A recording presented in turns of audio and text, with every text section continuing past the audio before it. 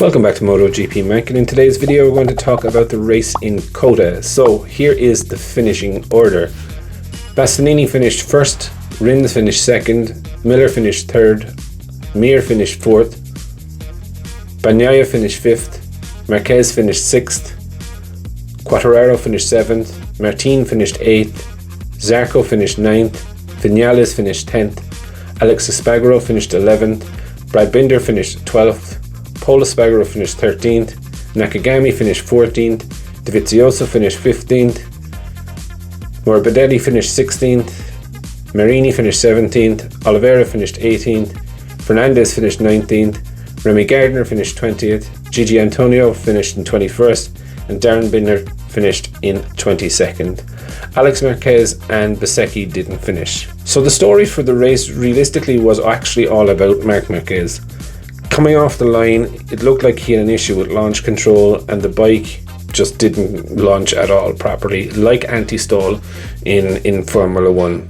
So he actually went into turn 1 last. And being realistic, the pace that he showed throughout the race to come back to 6th place, there is no doubt in my mind that he would have won the race hands down. However, Joe, he didn't, and I'll cover what happened to him in another video during the week. But Bastianini played a real blinder today. He rode an absolutely brilliant race. He was patient. He waited till he needed to go, and then he went. He was running in third place for most of the race, behind Miller and Martin. Now Martin's tyres started to go off, and Bastianini saw Miller started to pull a gap. So straight away Bastianini went for it, and he sat in behind Miller. Now, with the last couple of laps to go, with 5 laps to go, he passed Miller, but in the build-up to him passing Miller, you could see the difference between the GP21 and the GP22 again.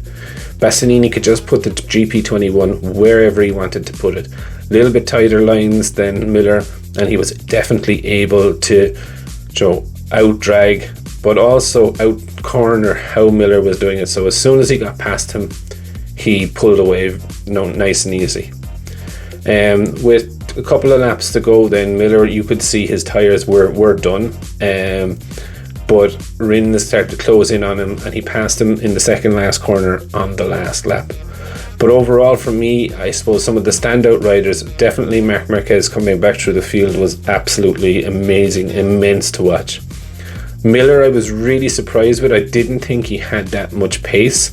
But then saying that, the pace he was doing was quite high. He was normally in around the 2:04.9s, where I thought race pace would actually be around the 2:04.2s. Actually was where I was thinking that it would be. Marc Marquez was in the mid to high 2:03s all the time when he was doing his comeback. Who I was quite surprised with, I was surprised with both Pramac Ducatis. Actually, they both lost pace very, very quickly, and the pace was slow, so I was quite surprised how they did it. A great race as well for Quartararo. He had a bit of a good ding-dong battle with Marquez in the closing laps. Solid race from Bagnaia. Wasn't exciting, but he scored points. He wasn't too far off Miller, and was quite impressed actually at how he got it. Call out as well for Brad Binder. KTM had a terrible weekend, but he managed to bring it home in 12th, get a couple of points. And for the two Aprilias, it was okay. It was solid. The bike wasn't working, but again, look, they brought it home 10th and 11th place, which, look, that's where the bike was, and the fact that the two of them finished close together shows where that actually was where the bike was.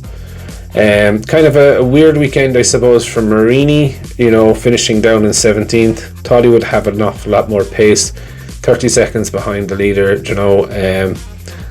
definitely not something I would have thought. I thought he would have been up into the top 10 anyway, at least.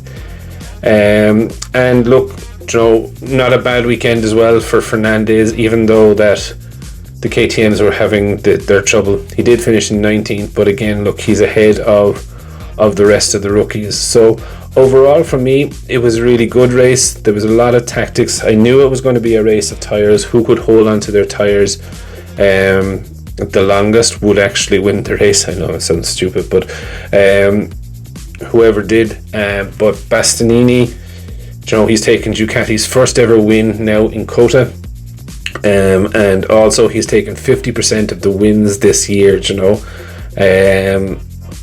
I don't think he's going to go. I don't think right now still he is a threat to go to the factory team. I definitely think he's a threat to go to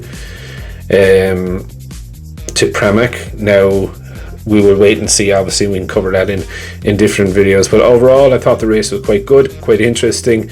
There was no snoozy moments. There was always good battles throughout the field.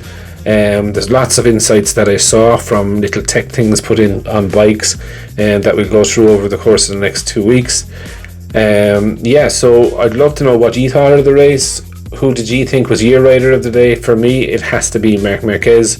You know, that comeback was something that I've never seen before. But anyway, until tomorrow's video, I just want to take a minute to also thank you for watching my videos and the support that you've shown so far.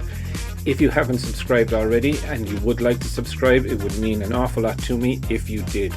I'm starting this channel realistically so that we can all enjoy MotoGP together, with the aim of streaming a live video when the GP races are on.